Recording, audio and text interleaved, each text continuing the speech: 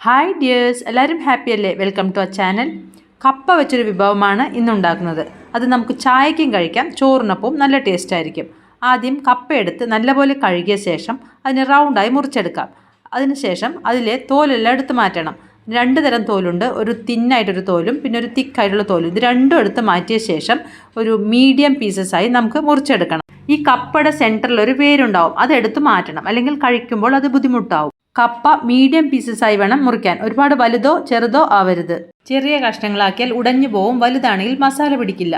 കപ്പയെല്ലാം മുറിച്ച ശേഷം നല്ലപോലെ കഴുകിയെടുക്കണം. വെള്ളം ഒന്ന് ക്ലിയർ ആവുന്നത് വരെ 3-4 പ്രാവശ്യം നമുക്ക് കഴുകാം. ഈ കഷ്ണങ്ങളെ ഒരു പാത്രത്തിലേക്കിട്ട് ആവശ്യത്തിന് വെള്ളവും ഒഴിച്ച് 1/2 സ്പൂൺ ഉപ്പും ഇട്ട ശേഷം അടച്ചു വെച്ചൊന്ന് വേവിക്കാം.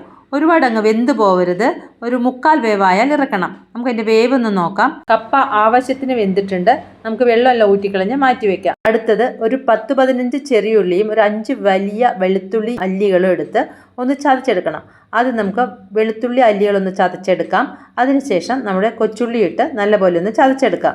ഇനി ഒരു പാൻ അടുപ്പത്ത് വെച്ച് അതിലേക്ക് വെളിച്ചെണ്ണ ഒഴിച്ച ശേഷം ഈ ഉള്ളികളെല്ലാം വഴറ്റിയെടുക്കണം.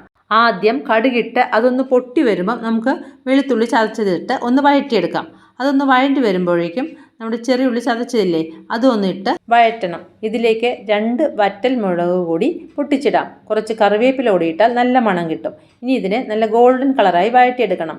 1/2 ടീസ്പൂൺ ഉപ്പ് കൂടി ഇട്ട് വഴറ്റിക്കഴിഞ്ഞാൽ പെട്ടെന്ന് ഇത് ഗോൾഡൻ കളറാവും. നമ്മുടെ ഉള്ളിയെല്ലാം ഗോൾഡൻ കളർ ആയിട്ടുണ്ട്. ഇനി നമുക്കിതിൻ്റെ ഫ്ലെയിം ഒന്ന് കുറച്ച ശേഷം മസാലപ്പൊടികൾ ഇട്ട് കൊടുക്കാം. ആദ്യം 1/2 ടീസ്പൂൺ മഞ്ഞളിട്ട് അതൊന്ന് മൊരിഞ്ഞ് വരുമ്പം 1/2 ടീസ്പൂൺ മുളക് പൊടി കൂടിയിട്ട് ഒന്ന് വഴറ്റിയെടുക്കാം. ഇനി നമ്മൾ ഇതിലേക്ക് ഇടാൻ പോകുന്നത് 1 ടീസ്പൂൺ ചതച്ച മുളകാണ്. ചതച്ച മുളക് എണ്ണയിലിട്ട് വഴണ്ടി വരുമ്പോൾ നല്ല മണമാണ് നമ്മുടെ കറിക്ക്.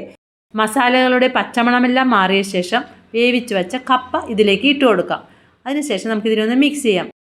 മസാലയെല്ലാം കഷ്ണങ്ങളിൽ നല്ലപോലെ കോട്ടാവണം. വൈകുന്നേരത്തെ ഒരു കട്ടൻ്റെ കൂടെ ആണെങ്കിലും ഇത് അടിപൊളി ടേസ്റ്റാണ്. ഒരു ചെറിയ പൊടിക്കൈ കൂടിയുണ്ട്. അത് കഴിഞ്ഞാൽ സംഗതി റെഡി. 1/2 നാരങ്ങ കൂടി ഇതിലേക്കൊന്ന് പിഴിഞ്ഞൊഴിച്ച് കഴിഞ്ഞാൽ നമ്മുടെ ഡിഷ് റെഡിയായി. നാരങ്ങയുടെ കുരു ഇതിലേക്ക് വീഴാതെ നോക്കണേ. കുരു വീണിട്ടുണ്ടെങ്കിൽ അത് എടുത്ത് മാറ്റാൻ മറക്കരുത്, അല്ലെങ്കിൽ അതൊന്ന് കടിച്ചു പോയാൽ നമ്മുടെ ഡിഷ് ആകെ കുളമാവുക. ആദ്യം കുറച്ച് ഫോട്ടോസ് എടുക്കണം, അത് കഴിഞ്ഞ് നമുക്ക് കഴിക്കാം.